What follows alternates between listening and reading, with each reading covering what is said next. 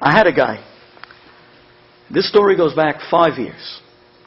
I had a guy that came to me, and I did not know him well. He was from the Ashkenaz community. I met him only through a class. And he came to me after the class and he said to me, your brother-in-law asked me to come to the class tonight because after the class I just wanted to speak to you about something. I said, sure. I introduced myself. What's your name? He says, Rabbi, I enjoyed the class very much. I'm engaged to an Italian girl. We're going to get married in exactly 30 days, in 1 month. Nobody can talk me out of it, and I don't want to be talked out of it. I love her. There's nothing to talk about. She's my soulmate. She completes me. And he started with the whole blah, blah. I said, okay, all right. I said, so what did you come to me for? What can I do for you? He says, I don't know. Your brother-in-law told me, go to Duvi. I said, oh, that I became the fireman? That's what it is? I said, well, what do you want me to tell you? You love the girl. You want to spend your life with her. What am I supposed to say? So he says, well, I don't know. Your brother-in-law said you have something to say. I said, well, let me ask you something. Before you marry her, shouldn't you say goodbye to God? Farewell, so long. Thank you. Thank you for putting me through college. Thank you for the job you gave me. Thank you for the health you're giving me. And then when you say goodbye to God, then you go off. But at least say goodbye, right? Kid's going off to college. He says goodbye to his parents. They are paying the tuition, right? You say goodbye. He says, you have a good point. You're right. I would like to say goodbye to God. How do I do that? I said, well, you got to go to God's house. Where are you going to find him? Go knock on his front door. He says, where is God's house anyways? Very serious guy. Where is God's house anyways? Now I'm thinking to myself, you want to know where God's house is? He says, yeah. Well, I'm going to tell him, follow the yellow brick road. You want to know where God's house is? That was funny. You know where God's house is? You get on a plane, go to Israel, go to Jerusalem, go to the wall, say goodbye to God. That's it. He says, wow, that's a great idea.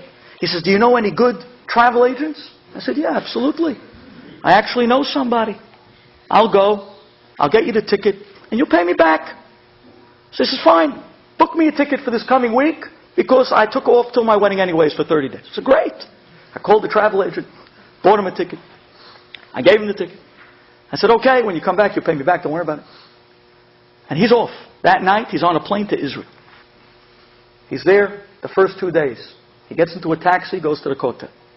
And I'm sitting there with a Tehillim. I said, Borei Olam, listen. Listen. You know what I mean? I sent him to your front door. He is knocking on the door. Please answer the door. He got into a taxi. He went straight to the Kotel. He walked up to the wall and he started knocking on the wall. Okay, so he told me. He said, knocking on the wall. The Hazit, the guy, didn't know nothing. Obviously, he had no Jewish education. It was Tinok Shenishba, you understand that. But he was knocking, hello, God, I'm here. And as he's standing, talking to the wall, talking to God, asking for the doors to open, a rabbi walks up to him from Esh HaTorah and says, I saw you knocking on the stones.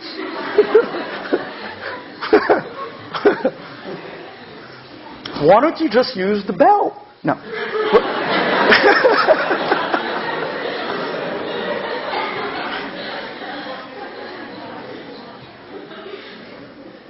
And the guy looked at the rabbi and says, there really is a bell? He says, here, come.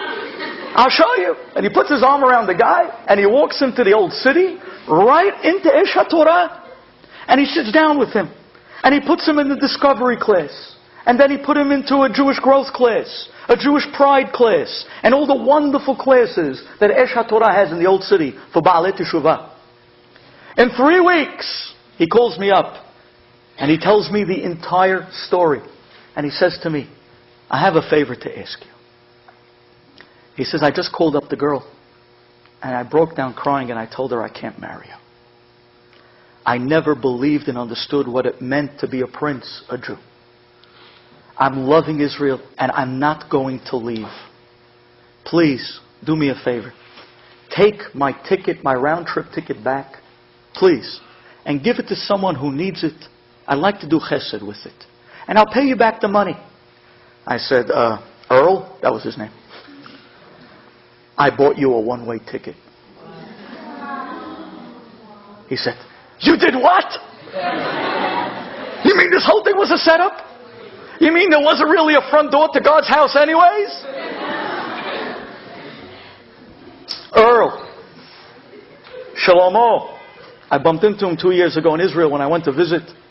Today, he's sitting in the old city, in Esh HaTorah, and he's teaching.